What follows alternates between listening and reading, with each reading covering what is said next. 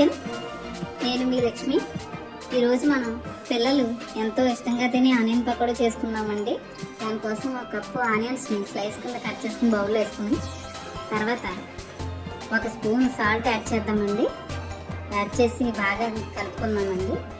కలుపుకుని చాప్ చేసిన పచ్చిమిర్చి అల్లం ముక్కలు వేసుకుందామండి. వేసుకుని ఒక కప్పు కరివేపాకు వేసుకుందామండి. తర్వాత 3 స్పూన్స్ రైస్ ఫ్లోర్ వేసుకుందామండి. వేసుకుని బాగా స్మాష్ చేసుకుందామండి. ఒక కప్పు శనగపిండి యాడ్ చేద్దామండి. యాడ్ చేసి బాగా మిక్స్ చేద్దామండి.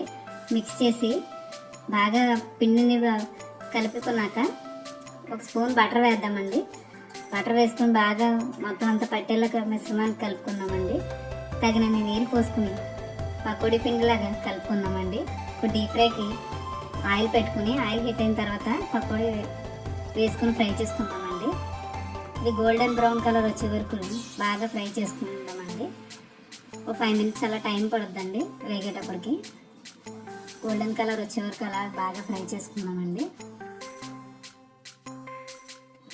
ఇప్పుడు ఫ్రై అయిన పకోడీని స్ట్రైన్ చేసుకుందామండి. స్ట్రైన్ చేసుకుని టిష్యూ పేపర్లోని వేసుకుందామండి. పిల్లలకు ఎంతో ఇష్టమైన ఆనియన్ పకోడా రెడీ అయిందండి. చాలా టేస్టీగా ఉంటుందండి.